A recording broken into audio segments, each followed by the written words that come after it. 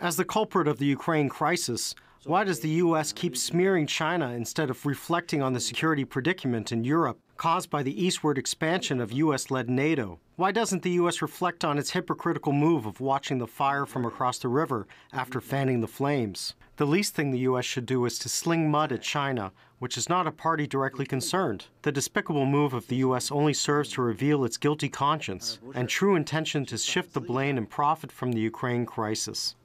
Recent weeks have seen both politicians and the media shift their gaze eastwards to China. For some, this has been a wake-up call, a turning point. The West realizes it needs to act now to contain an assertive Beijing, and things have become heated. The U.S. has been spreading successive disinformation targeting China on the Ukraine issue with malicious intentions. Well, China's already on the wrong side of history when it comes to Ukraine and the aggression being committed by Russia. The U.S. has gone so far as to threaten that other countries will pay a price for not following suit and imposing sanctions as it has done. One country orders a luxury meal and the rest of the world has to foot the bill? This looks more like what a bully would do.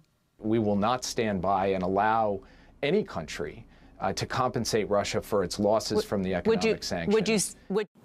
Never forget that there are three fingers pointing back to you when you point fingers at others. But it's not just words and saber rattling. The U.S. is playing with fire in a very sensitive region, Taiwan and the Indo-Pacific. Washington has deployed more than 2,000 troops to Australia's Northern Territory for the first time ever, is building a missile network aimed at deterring China, has sailed a warship through the Taiwan Strait and approved $100 million in arms sales to Taiwan. Beijing isn't pleased.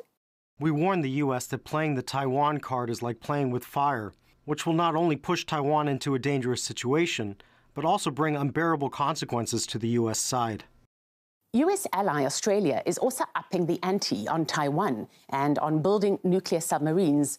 Japan's arms imports have increased 2.5 times over the past 5 years, with South Korea also noticeably increasing its military budget. You can guess who's supplying them. The USA remains the largest supplier to Asia and Oceania, as arms exports are an important element of U.S. foreign policy aimed at China. And that's not all. A U.S. firm just bought a shipyard in the Philippines. Might not look like much, just a bankrupt junkyard. Well, not quite.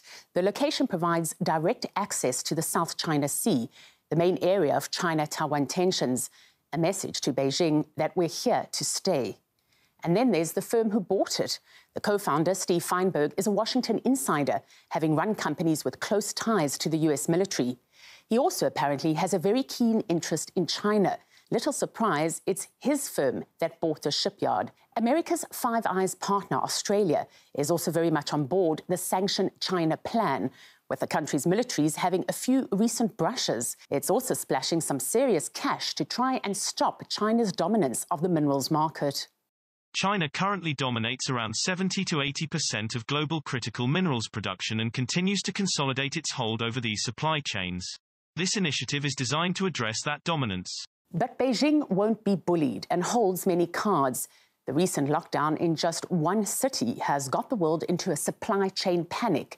China's an opponent that many can't, quite literally, afford to have.